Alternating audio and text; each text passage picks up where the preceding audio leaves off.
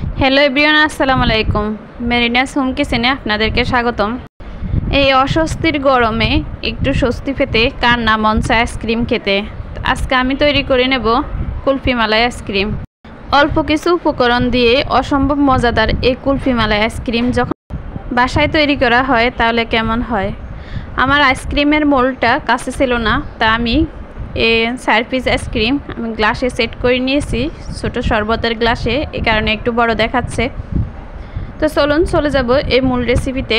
Ice cream তৈরি করার জন্য চুলে আমি একটা পাতিল বসিয়ে দিলাম, আর এখানে দিয়ে দেব লিকুইড দুধ। লিকুইড দুধটা আমি প্রাণ দুধ ইউজ করেছি। আপনারা যদি চান তাহলে এখানে অন্য কোনো ব্র্যান্ডের দুধ ইউজ করতে পারেন, বা পাউডার দুধ বা গুঁড়ো দুধ ইউজ করতে পারেন। তো 1 লিটার দুধকে জাল করে আমি 1/2 লিটার করে নেব। দুধটা গাঢ় হয়ে গেছে, আমি চুলা থেকে নামিয়ে নেব। 1/2 লিটার করে নিয়েছি। আর এখানে আরেকটা পাতিল বসিয়ে দিলাম, আর 2 টেবিল চামচ চিনি দিয়ে দিলাম, 1 টেবিল চামচ পানি দিয়ে দিলাম। আর এখানে আমি ক্যারামেল তৈরি করে নেব।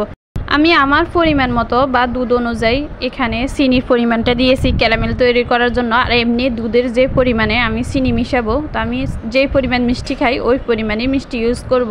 তো ক্যারামেলটা আমার তৈরি করা হয়ে গেছে। এই ক্যারামেলের মধ্যে আমি আগে থেকে জাল করা দুধগুলো দিয়ে ক্যারামেলটা সাথে মিশিয়ে নেব। এখানে বয় পাওয়ার কিছু নাই, ক্যারামেলটা দুধটা দেওয়ার সাথে সাথে ক্যারামেলটা একটু সাকা হয়ে আসবে, নাড়তে নাড়তে ক্যারামেলটা গলে যাবে। তো আমি সবগুলো দুধ দিয়ে দেব, দিয়ে ভালো করে ক্যারামেলের সাথে দুধগুলো আমি নেড়ে চেড়ে মিশিয়ে নেব।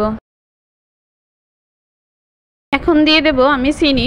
যেহেতু আমি আগে দিই নাই, এখন দিয়ে দেব। এখানে আমি 2 টেবিল চামচ পরিমাণ চিনি দিয়েছি। আমি আগে বললাম চিনিটা আমি আমার পরিমাণ মতো দিয়েছি।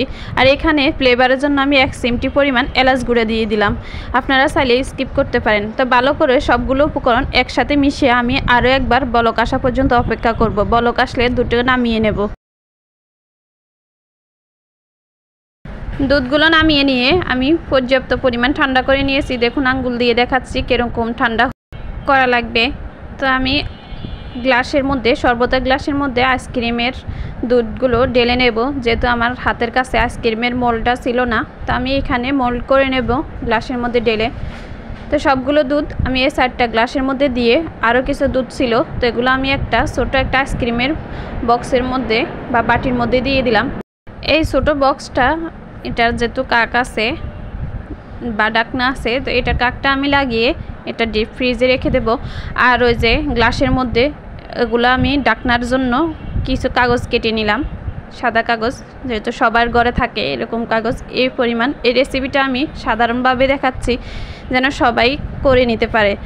তো সাদা কাগজ এই পরিমাণভাবে কেটে কিছু রাবার দিয়ে মুখটা ফেঁসিয়ে দিলাম, আর মাঝখান দিয়ে ছোটো করে একটু ছুরি দিয়ে কেটে দিলাম। আর এখান দিয়ে দিলাম আইসক্রিমের কাঠিটা, দিয়ে আমি ডিপ ফ্রিজে রেখে দেব 6 থেকে 7 ঘন্টার জন্য। 6 থেকে 7 ঘন্টার পরে আমি আইসক্রিমগুলো ডিপ ফ্রিজ থেকে বের করে নিলাম। আর এখানে মোল্ড আউট করার জন্য আমি একটা বাটিতে যথেষ্ট পরিমাণ পানি নিয়ে নিয়েছি। আর এই যে আইসক্রিমের গ্লাসগুলো ওখানে বসিয়ে দিলাম 1 থেকে 1.5 মিনিটের জন্য। আর এই কাকটা খুলে দেখাচ্ছি কেমন হয়েছে। মাশাল্লাহ, খেয়ে দেখলাম অসাধারণ হয়েছে। যে এত মজার হবে আমি চিন্তাও করি নাই। আলহামদুলিল্লাহ। 1 থেকে 1.5 মিনিট পরে গ্লাস থেকে আইসক্রিমগুলো আমি তুলে নিলাম।